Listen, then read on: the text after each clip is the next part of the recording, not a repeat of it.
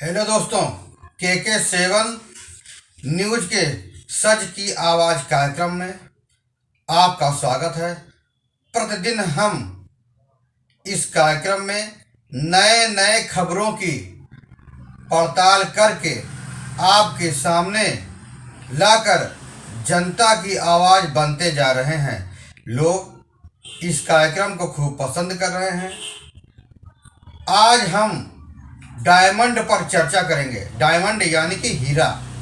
दरअसल natural diamond और lab में तैयार किए गए हीरों के बीच क्या फर्क है, इसकी सही जानकारी नहीं होने से ग्राहकों के हितों का उल्लंघन होता है।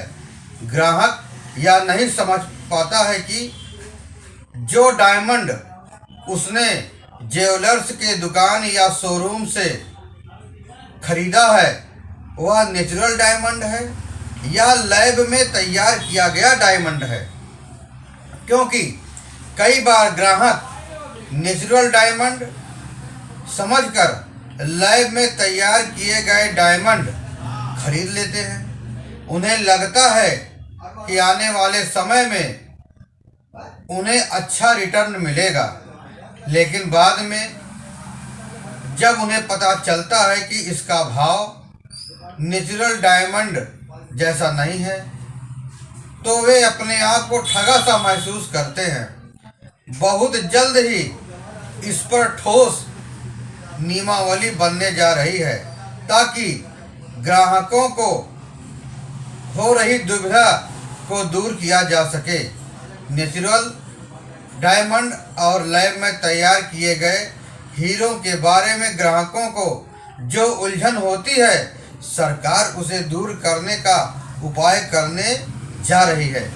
सेंट्रल कंज्यूमर प्रोटेक्शन अथॉरिटी इस बारे में दिशा निर्देश जारी कर रही है, जिसमें हीरो की सही लेबलिंग करने के अलावा सभी तरह के हीरो के ओरिजिन और प्रोडक्शन के तरीकों की जानकारी देने के नियम बनाए जा सकते हैं। साथ ही लैब में तैयार हीरो के लिए नेचुरल या जेन्युइन डायमंड जैसे शब्दों के इस्तेमाल की मनाही होगी। इस संबंध में सीसीपीए ने अपने चीफ कमिश्नर निधि खरे की अध्यक्षता में डायमंड इंडस्ट्री और विशेषज्ञों के साथ विचार विमर्श भी किया है। बैठक में शामिल रहे एक अधिकारी ने कहा कि नेचुरल डायमंड और लैब में तैयार किए जाने वाले हीरो के बीच क्या फर्क है, इसकी सही जानकारी नहीं होने से ग्राहकों के हितों का उल्लंघन हो रहा है। उन्होंने कहा कि डायमंड इंडस्ट्री में पारदर्शिता सुनिश्चित करने और उपभोक्ताओं के हितों की रक्षा करने के लिए सीसीपीए जल्द गाइडलाइन जारी करेगी। इस बारे में gem and jewellery export promotion counselling के नादर्ड रीजन के चेयरमैन अशोक सेठ ने कहा कि कई बार ग्राहक नेचुरल डायमंड समझकर लैब में तैयार किए गए डायमंड खरीद लेते हैं। उन्हें पता नहीं चल पाता है। उन्हें लगता है कि आने वाले समय में उन्हें अच्छा रिटर्न मिलेगा, लेकिन बाद में उन्हें पता चलता है कि इसका भाव नेचुरल डायमंड की तुलना में उतना नहीं है।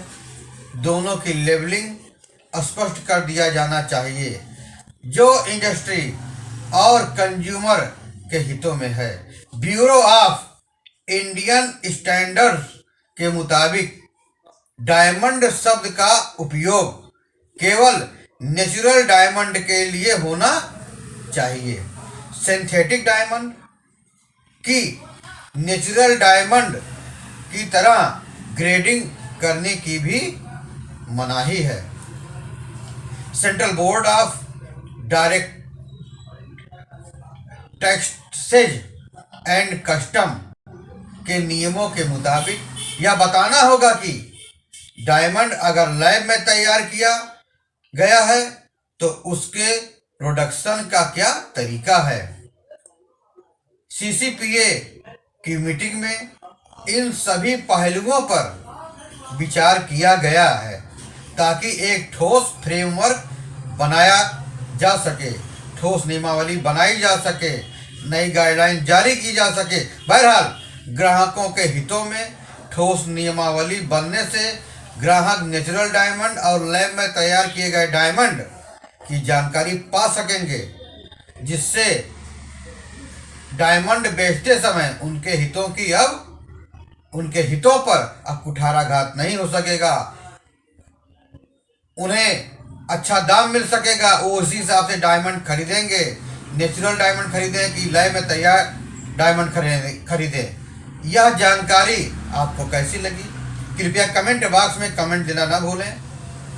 फिर मिलेंगे नई जानकारी के साथ, नई खबरों के साथ। तब तक आप स्वस्थ रहें, सुरक्षित रहें, खुश रहें। धन्यवाद।